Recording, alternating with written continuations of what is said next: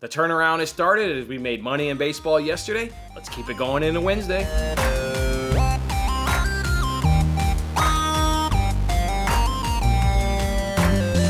Hey, what's going on, everyone? Jason, of course, with Winning Bets, giving you guys free sports picks every single day, and it's hump day. You guys know what that means. It's Wednesday. Hope you guys are off to a good morning here. Let's go ahead and make sure we recap yesterday, and then let's get into the bets on Wednesday. We got a nice little slate of Premier League games going on today. On yesterday's action, we put in 2 soccer bets. We did that Liverpool team total. That one went ahead and came through, but the other leg of that parlay, corners, boy, that one just really wasn't even chance. I think we needed over 8.5, and I think I saw there was 5 corners in there totally. Watched that entire game. There were moments where you thought there were going to be corners. Keepers saved the ball a couple times from going over the end line. You know, you had places where you thought the player was going to drive to the line and then maybe get a deflection corner. Just wasn't meant to be. The corners, certainly fell short. It was our other soccer play that was absolutely a heartbreaker there in La Liga. We did the parlay. Real on the double chance. They came through for us nice and easy as they won 3-0. But then we needed over 1.5 goals in Granada versus Bilbao. It ended 1-0. There was a goal, though, in the 95th minute that was eventually taken back off of due to offsides by VAR. That's what happens. When you're running cold, you can't even get the late FIFA time winners. Nope, VAR's got to come away and rip that one away. That one was really upsetting because, we only needed over the course of the day 1 losing bet to become a winning bet, and we couldn't turn to profit, on the day. And that was one where you see 2-0 on the game cast, and you're like, got it. And then, 2 minutes later, it just gets ripped away from you there as, again, VAR takes away a goal. So, down day in soccer, but we did rebound in baseball. We were able to help you guys put money in your pocket over baseball. Put out plenty of baseball bets. Holy cow, we did 11 baseball bets overall. We got that Yankees money line. That was one winner. They were able to come back in that 9th inning and get a big home run there by Aaron Judge to give us a nice walk-off win right there. Brewers game tripped us up. They did not do their F5 team total like typical. It feels like whenever we lose an F5 team total, the team covers in the 6th inning. That's exactly what the Brewers did, unfortunately, just covering 1 inning too late. And in the process, Peralta did not stay up under 6.5 Ks. He ended the game with 8 Ks. But then we really caught fire there in the nightcap there. Madison Bumgarner, good plus money cash at plus 120 with him going over 4.5 Ks. Came right back with another good plus money bet at plus 130 with Senzatella saying under 2.5 Ks. Struck out the first batter. I was sitting in there, I said, oh no, here we go. My man struck out the first batter and we're got under 2.5. I'm already sweating. Nah, that was all he wrote right there as he ended the game with only 1K. He did take over 5.5 hits in that process. That bet is now cashed every single game this season. So we'll look to continue riding that. That's going to be one of the positives that may have come through last night is, okay, maybe we lost money overall, but we made money in baseball. And I think we found some nuggets in baseball that maybe we can continue going. The Senzatella one, now that's been a couple plays that I've given out now, a couple starts in a row, or at least from his K perspective. Now I think we can maybe add in his hits perspective. So we found some things. We're starting to, turn the page here, and it's really starting to feel the groove. I feel like feeling good in baseball. I'm actually feeling good about 1 month in. I feel good right there. Kikuchi, though, get back to our recap. Kikuchi, he did not stay over 4.5 hits. In fact, he had a no-hitter through 5.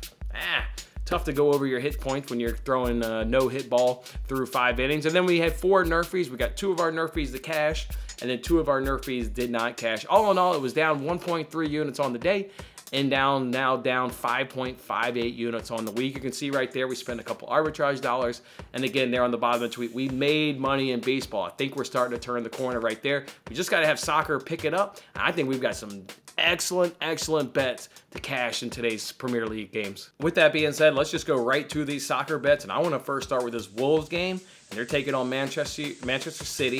I've got 2 bets from this game.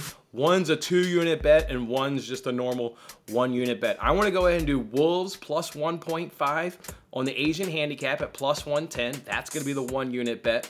And then I'm going to do Wolves plus 35 on the ball possession at minus 120 over at DraftKings. Both of these bets are over at DraftKings, and that's a 2-unit bet. That's a 2-unit bet. First, let's talk about this ball possession spread. Ball possession spread. Again, 2-unit bet plus 35. What does that mean we need? They need to have 33% of the possession. If Wolves has at least 33% of the possession, we will go ahead and cash this bet. Wolves sit in 8th place right now. Who's ahead of Wolves? Manchester City, Liverpool, you got United, you got Arsenal, You got what? Tottenham, you got Chelsea, and you got West Ham. Wolves plus 35 ball possession has cashed in every single game against an opponent above Wolves in the table. It's cashed against Manchester City. It's cashed against Chelsea. It's cashed against Liverpool. It's cashed against Tottenham. It's cashed against Arsenal. It's cashed against West Ham. It's cashed in every single game. Wolves play everybody extremely tough. Now, there is a caveat there to the Manchester City one. It didn't technically cash against Manchester City. What do I mean by that? I just told you it cashed in every single game. There is a little caveat. If you guys remember the reverse fixture here against Manchester City, Raul Jimenez picked up a card in the 46th minute. It was an injury time of the first half. He picked up a red card. If you look at the match stats, they covered the ball possession in the first half. They would, if you add plus 35 to their ball possession, they would have covered that and gotten you a cash. Now, you add in the second half when they were down to 10 men, and Manchester City plays keep away for 45 minutes.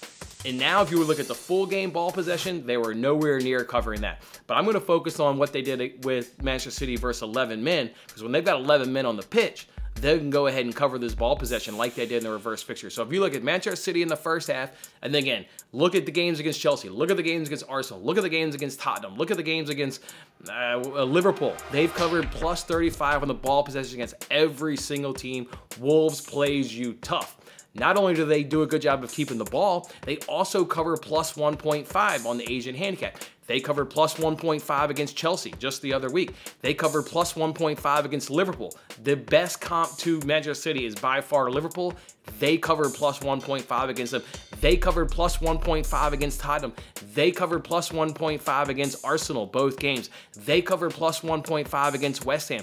The Wolves are a tough team. They play you tough. They're going to keep the games low scoring, and they're just going to play you really tough. Now, could Manchester City run this up? Yeah, if you look at the head-to-heads, when it's at City, they run it up. When it's at Wolves, you get a close and competitive game. This game is at the Molyneux. This one is played at Wolves. I'm expecting a close game. I'm expecting Wolves to play this game just like they have the entire season when they played somebody above them in the table. That's every single team. They've covered the ball possession, and they've covered plus 1.5 on the Asian handicap. So I'm loving Wolves today. Again, the ball possession spread prop, that's a 2-unit bet. 2-unit bet on plus 35, and if that stays at plus 35, look for me on Twitter. They make that my first ever 3-unit bet. I've never done a 3-unit bet. That is how much I love Wolves on plus 35 on that ball possession. And then again, a 1-unit bet is Wolves plus 1.5 on the Asian handicap at plus 110. All right, how about the other games going on in the Premier League? I like Everton team total over 1.5 goals. You can get it at minus 122 over at BetRivers. I'm this close to pulling the trigger on that. I'm this close to pulling the trigger. I just want to really see lineups for Everton and just kind of see what they're going to try out there, see what Watford is going to go ahead and try out there. Watford's already going to get relegated from the Premier League. They're going to go ahead and go down with Norwich, and then obviously a third team will join those two and go down. Everton is looking pretty good lately. They play all the good teams tough. Like Lampard gets these guys up, right? They beat Chelsea the other week. They played Manchester City the other week or not the other week, it was about a couple months ago, but they played Man City really tough. Lampard can get these guys up for big games. You saw it last week. It's starting to become big games now for Everton, and they're starting to find their groove, and they're playing good form. I think Everton can get 2 goals, and at minus 122 over at BetRivers, I'm this close to going ahead and pulling the trigger. And then the other game I want to bet is Leeds and Chelsea, but I can't find the odds that work. I mean, all my go-to stuff, my team totals, my score in both halves, everything's just too juicy, and I just can't find a bet that I quite like in that game. You could add corners to the team total, but after getting burned yesterday on the corners, I wanted no part of that, so I'm not going to do that. What did you guys end up betting in Chelsea? Did you guys find an angle? Keep in mind, I like to keep everything under minus 150, but did you guys find anything in that game really under minus 150 without putting on both teams to score? I mean, I think Leeds is going to score, but yeah, they're probably going to score. Maybe both teams will score. An over 2.5 is the best bet in that game. Let me know what your best bet is in Chelsea versus Leeds. All right, so that's what I'm thinking of the Premier League. Possibly add Everton team total over 1.5 goals at minus 122. But we've got set in stone. We've got Wolves plus 1.5 on the Asian handicap at plus 110. And then we've got a 2-unit bet. Wolves plus 35 on that ball possession spread at minus 120 at DraftKings. And of course, we'll add some more baseball bets to this as well. I've already tweeted out a couple early this morning, and then I'll add a couple more to that on the payoff pitch at 11:30 a.m. Eastern time. So guys, go enjoy your morning, enjoy your coffee. Thanks for hanging out with me, and we'll see you guys on the payoff pitch. Thanks for watching till the end. I'm Jason Mattis. Any love you can show by giving me a like, a subscription, or a comment, or even just share this video is very much appreciated. And don't forget to turn on your notifications to increase your chances of locking in the same odds as I talked about today. And check out my other great videos in these corners.